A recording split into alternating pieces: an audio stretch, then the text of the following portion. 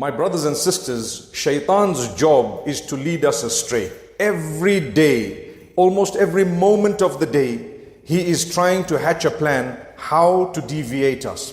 Some people, he deviates them in a way, and this is the worst possible way, where he never allows them to see the light, to worship their Maker alone. So they worship everything and anything besides their Maker alone, and they continue in that ignorance until the day that they are to leave this worldly life, and that would be the ultimate deviance according to what we are taught. But at the same time, there are those who have seen that light because of ultimately the guidance of Allah, and thereafter the acceptance of Allah for you to be in the correct environment or in the correct system when you were born, or later on you interacted with the correct people, you asked the correct questions, and you happened to be inquisitive. Hence, it is very important as Muslims to be inquisitive and to keep asking. When you're not certain about something, you ask, and you ask again and again until you are satisfied with the response. And until such time, you should not be ashamed of asking, even if some of those questions are a little bit embarrassing. It's okay. I want to learn. And sometimes people might tell you that, look, I don't have the response. And another will give you a reply, and a third will give you a more convincing response. However, let this be guided by something known as revelation. Remember, if there are billions, trillions, and quadrillions of people throughout history who are telling you the same thing, it's almost impossible for all of them through the generations to have lied in such a way that the same thing kept going down. For example, the fact that we were created from Adam, the fact that there was our mother Eve or Hawa, may peace be upon them, that has come down generation upon generation in such a way that it would be impossible for that to be a lie. Not just the Muslims, but the Christians, the Jews, and even those before, and many others, they have confirmed this. Similarly, the fact that we have a Maker. Yes, I know that there are people now on the globe who say whatever they want to say, that everything was a coincidence and everything was it just happened and nature brought it forth and so on. But the believers are far greater in number through the generations, not just now, but from the beginning of time. From the time Adam, may peace be upon him, was sent onto earth. The stories are very similar, if not almost identical in many aspects. So the fact that we have a Maker, now the fact that devil exists and Shaitan exists and what he did, that also came to us and we feel it. Where whenever there are good things to be done, even for a person who doesn't have a faith at all, when he has to be disciplined, he feels lazy. Even to get up in the morning, he feels lazy. And then to do the right things, that which would help you. Say for example, a person who doesn't believe at all, they go to school, they feel lazy to follow rules. They feel lazy to do the right things. They find it difficult to do so much that is connected to discipline. Why? Because Shaitan's aim is to make you an indisciplined person, one who follows his own whims and fancies and desires. Hence, even if it was just a school that gave you rules, or a religion that placed rules, a person who is trapped by Shaitan would not want to follow any rules. He wants to fulfill what is known as my wish, my whims, my fancies, what I desire. So religion comes in, and Allah Almighty, the Maker, what has He told us? Whether it's a Muslim, a Jew, or a Christian, or those who follow other faiths, the rules and regulations are there to discipline you, to make you a person who will succeed without regret, a person who does not just have a moment of joy followed by a lifetime of regret, but rather a person who understands that I need to follow rules and regulations in a way that my contentment is extended not just throughout my little life on this earth, but beyond, going into the hereafter. And this is why we say, my brothers, my sisters, ponder and think. Allah Almighty Himself asks us to ponder, to think. Think about the creation of the heavens and the earth and the day and the night and its rotation and how it operates. And Allah says, you know what? You will find that you have a maker. There are signs in there that will lead you to worshipping your maker alone. And you will say, Rabbana ma khalaqta hadha batila. Oh my Lord, oh our Lord, you have not created all of this in vain.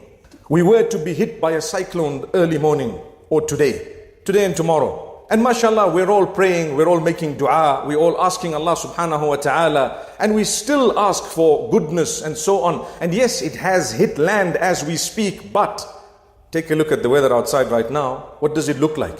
We were expecting, in fact today, they declared that schools shall be closed. Hence we see quite a few people here, mashallah. That's what was declared. I'm not saying they were wrong or right. I'm not a part of that decision making, nor am I an expert. But what I want to tell you is, look at the weather out there. We still hope tomorrow and the following day is going to be better. We might have heavy rains and so on, but we are hoping that Allah will spare us and others the wrath or the loss or the destruction. That having been said, doesn't it show you that man sometimes makes big blunders? He cannot even predict what's going to happen tonight or this afternoon or after a moment. And yet we think that Allah Almighty, who already told us that it's in my hands. You pray to Allah. You believe in miracles. We believe in miracles. Something impossible is not impossible for Allah. How many times have things that are totally impossible happened because Allah willed them? Things that man said there is no chance that this would happen. And it came and it happened and it was. Subhanallah. That's Allah. He has proven to us that He exists. Now, what does Allah do? Because He knows that He has let shaitan come to us in order to whisper within our systems to do the wrong thing. And then He has the angels and His forces who come to us, instructing us to do the right things. And then you have us in the middle, whom He has given a brain, He has given thinking capacity, He has given a responsibility, and He has allowed a certain level of choice. And He tells us, I want you to navigate through all of this and worship me alone. That's the whole reason why I've created you. I don't have a say as to why Allah made me. I will never know unless I'm told. People say, why am I on earth? Well, the best answer that there is in existence is that you are here in order to worship your Maker and return to Him in a beautiful way. No other answer, and there are millions of other answers, no other answer is as satisfactory as that. Because I'm on earth. Do you really think such a sophisticated human being with such a unique identity in more than 1,000 ways, you are absolutely unique, different from the first of your species right to the last in your identity? Do you really reckon that I'm just coming on earth to enjoy myself, come, go to school, earn a little bit of money, enjoy, buy the latest of things, have fun and die and go, and that's it, it's the end of all? It's impossible. That's not the case. A person who thinks and believes will realize, you know what? There is a greater purpose. I may struggle here. That means on the other side, if I worshipped my Maker alone, I would not struggle. And if I have not struggled here and I've still worshipped my Maker alone, I'll be one of the few lucky ones who have gained this world and the next. And that's what we ask for in the dua. Rabbana atina fid dunya hasana wa fil akhirati hasana. Oh our Lord, grant us goodness in this world and goodness in the hereafter.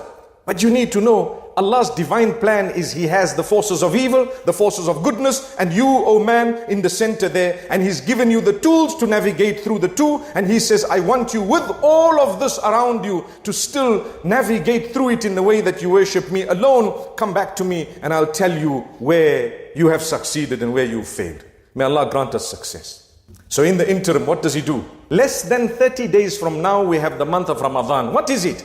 It's one of those massive, positive seasons that are there for reflection and gaining the correct relation with Allah once again. It's called taqwa, to develop your consciousness of Allah. That's the whole reason why that month is in existence. Allah says, we know you will sway from time to time. We know what you need in order for you to remain on that path and to understand the plot and the plan of the devil, and to know that we want you to navigate through what we just said a few moments ago. We want you to navigate through all these forces and circumstances and come out from it someone who's closer to us than they were previously. So I'm going to enter the month of Ramadan if Allah wills. If He wants, He can take me and you before that. You and I can go right now, today. But Allah says, start preparing for this month. We are already now in the month just preceding Ramadan. What should you be doing? You should be fasting. Even in this month, it's not compulsory, but it's a sunnah. It is something the Prophet, peace be upon him, did. Get used to Mondays and Thursdays, my brothers, my sisters. It will help you in every way. It will even improve your health. And our intention is not, the primary intention is not that because my health improves, that's why I'm going to fast. But it's because it's a sunnah, I'm going to fast. And as a result, my health will also improve, inshallah, because when you obey Allah, you'll improve in every single way. The primary intention is to please Allah, to do it because the Prophet Muhammad, peace be upon him, did it. Whether you understand it or not, medicine has only discovered now the benefit of intermittent fasting and so on, and fasting 2 days in the week, and that's exactly how they've worded it. Similarly, the 13th, 14th and 15th of the lunar calendar, it's a sunnah to fast. We ask Allah to strengthen us, and then start during this month to increase the recitation of your Quran. Start improving on the way you recite, the pronunciation, start learning the meanings, be dedicated, start looking for a text perhaps that would explain to you the words of Allah in a language you understand, and make an effort to understand the word of Allah, because indeed it is the most powerful word in existence. A man came to me and told me, what proof do you have that the Quran is the true scripture? I said, what other options do you have? He says, we have the Torah, the Talmud, we have the Bible and so on. He gave me a list of, I said, you tell me from all of those, which is the better according to you, not according to me. According to me, it's not a question of better. That is the scripture. So he says, well, I suppose, yeah, it's the Quran, but you know, but I said, okay, let's stop there. So the best of what we have in the market, according to you, is actually the Quran. Well, I say it is the best. Finished. Because the others, if you have a doubt in the Quran, there is greater doubt in everything else that exists. So what would you follow? That which has greater doubt or less doubt? According to you, not me. For me, there's no doubt. You see the difference? Anyway, he had to surrender and he had to accept and say, you know what? In actual fact, you're right. But still, Allah will not guide those who believe it's right if Allah doesn't want that guidance. Because many people know what's right and wrong. They're either too scared, they're too afraid, or sometimes they just don't want, or they fear. They will lose what they have around them. The kuffar of Makkah, many of them knew what was the truth. Allah says, but they were oppressive, they were wrongdoers, they denied, they belied. وَلَكِنَّ الظَّالِمِينَ بِآيَاتِ اللَّهِ يَجْحَدُونَ. They just used to deny the verses of Allah. I'm a leader, I'm going to lose my position because if I become a Muslim, they're going to do this to me and that to me. You know what? You love Allah more or your position more? And you make a decision. May Allah Almighty grant us goodness. Allah has blessed us with a month of Ramadan that's about to come. Prepare for it. Soften your hearts. Solve your problems. Resolve your matters. Try and solve the enmity between you. Brothers are not speaking. Sometimes people have issues and problems. Try your best to resolve it. Not everyone's going to be able to resolve every matter. But did you try? Did you give it your best shot? The answer is yes. Well, inshallah, Allah's seen that. And then you enter the month of Ramadan, beautiful, as clean as possible, with the idea of cleansing yourself further and elevating your status even beyond. And you see what will happen. When you take what Allah has considered sacred as sacred, Allah will open your hearts. And Allah will grant you success in this world and the next. For indeed, He is the owner of entire existence. What you are searching for, Allah owns it. Knock at His door and you will find it coming towards you. Here Allah has given us a massive door known as the month of Ramadan. Allahumma ballighna Ramadan. Oh Allah, grant us the ability to witness the month of Ramadan. Allow us to reach the month of Ramadan in such a way that we knock your door before it, during it and after it, such that you've forgiven us.